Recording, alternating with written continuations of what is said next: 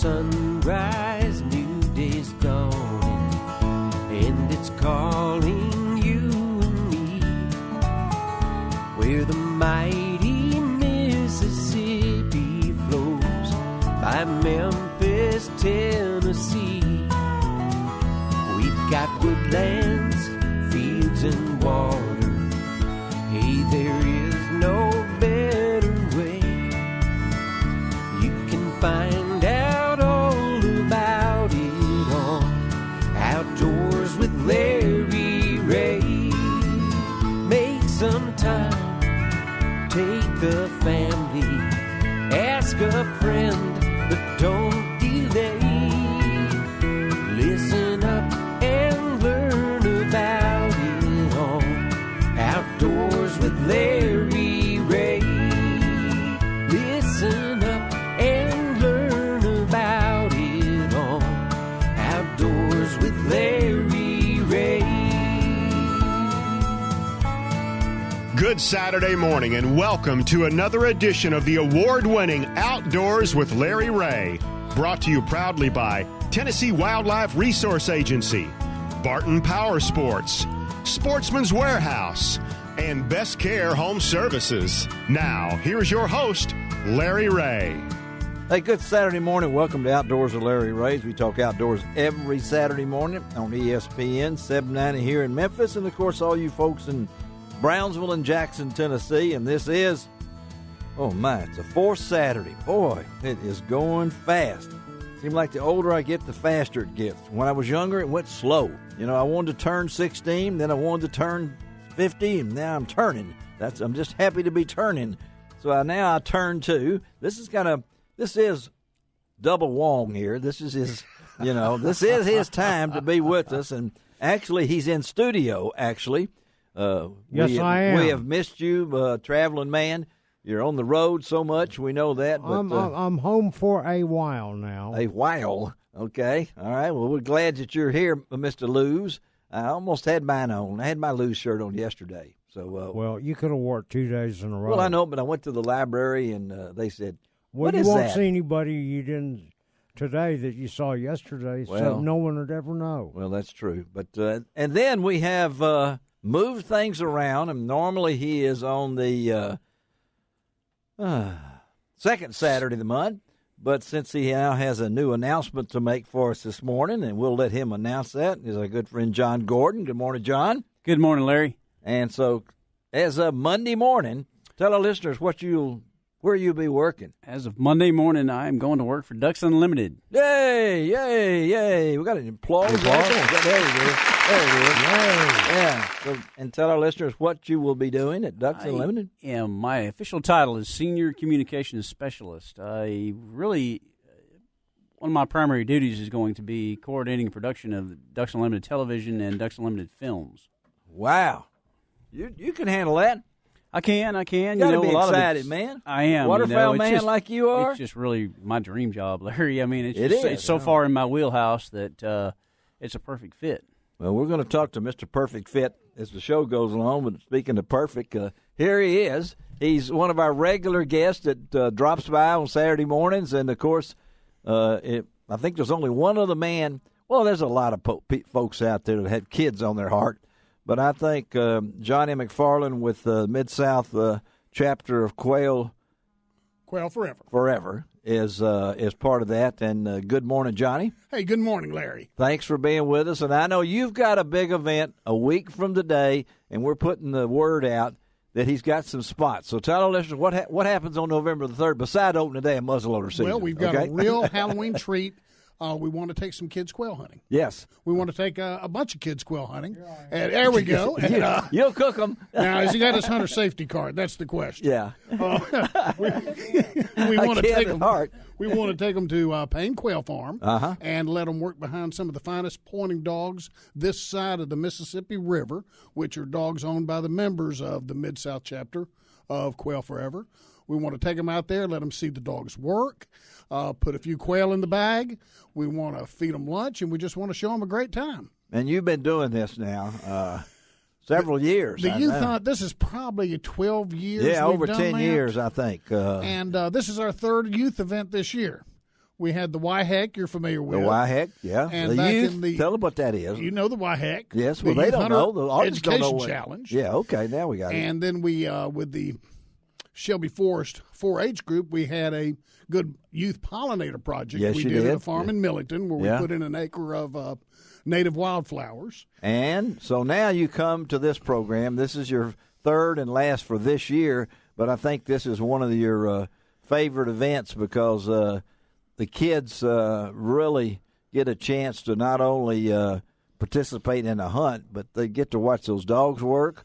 They get to eat. That's part of the subject, I think. We always feed them a good lunch. Okay. And, of course, one thing I've noticed in the dozen years we've done this, so many of the parents that came to the event with their kids, Gene was their hunter safety instructor. Gene Smith, yes. And they talked about their father had bird dogs. Yeah. Well, now a dozen years later, we're getting to the point where their grandfather had bird dogs. Yeah. And so many people have pointing dogs anymore to do anything like this, even if it is a preserve hunt. And, of course, hopefully in a few years we'll be able to take the kids on a wild quail hunt. That would be nice. But right now it would likely be a long Saturday with very few birds. So the birds will be put out, and you'll have ages what? What's the ages for this? All right, we need them to be between 10 and 17. Okay. They have to have their hunter safety card. Okay. They need to bring their own shotgun. All right. And they need to be able to safely handle that shotgun. What about their ammunition?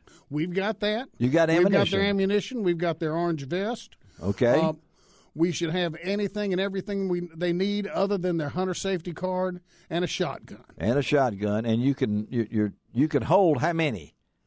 We can handle 20 kids. Okay, so right now you have some openings. We've got some openings, okay. And normally we would have shut registration off by a week before. But if there's a mom or a dad or a grandpa or a grandma or an uncle listening that's got a young hunter that they want to nominate to come on this youth hunt, boys or girls, we want them to get in touch with us.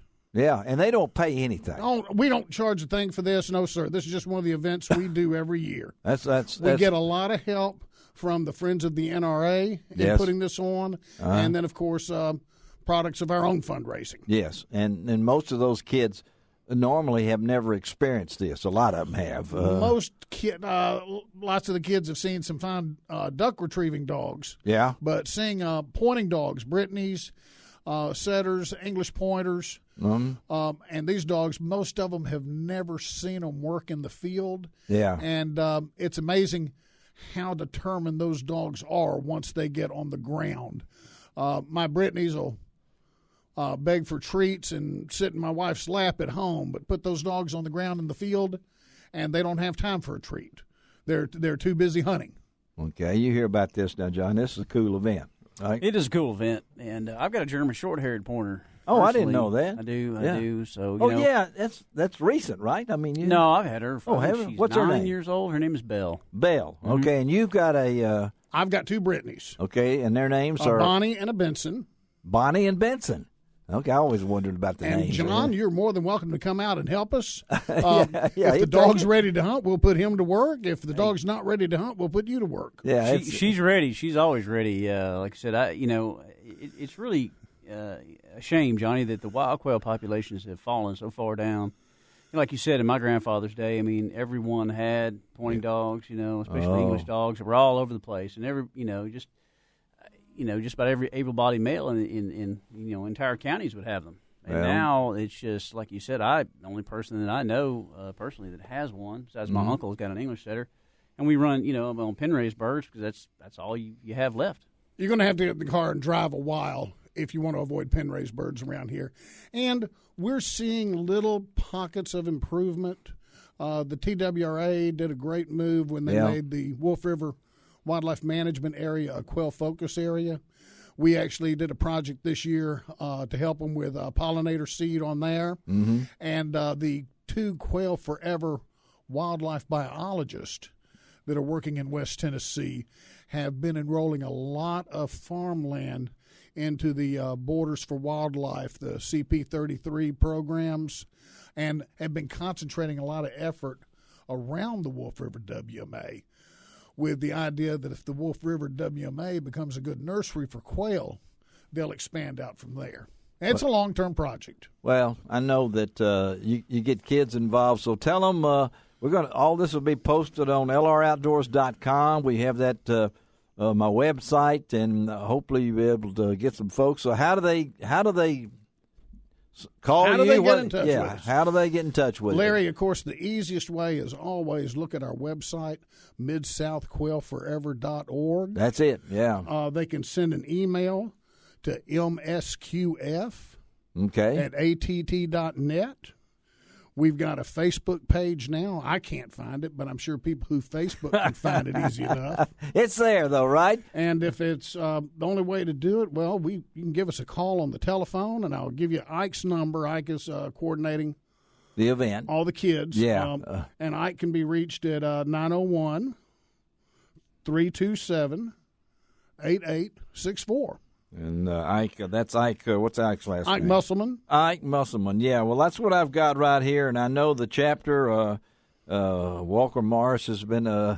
He's the man. You know Walker. You know Guy Joyner. Yes, and all those guys are very successful. It's at Payne's Quail Farm in Arlington. That's an experience for you right there. They do raise quail. They raise the quail, they raise chucker, and they raise pheasant. Yes. I mean, but you're not going after the chuckers or the pheasants. No, we're just going to start with the little birds now. I was going to say, bring me a pheasant back, would you please? Okay. Like years past, too, we will teach the kids how to dress the birds and even send them home with the recipe. Well, then you can send them on to Ron Wong after that. There we go. That's what he wants.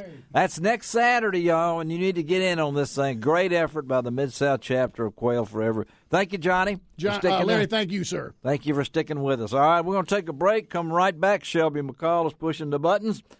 We're going to switch gears and talk a little crappie fishing with a man, and I know he fishes with his son, right? Doesn't he? Isn't that the one fishes with his son? No, Okay. He has a guide service. And we're going to talk about slabs. 6 guys that work for him. That's okay. Be right back. Talk John Harrison talking about crappie fishing on the I-55 lakes, right?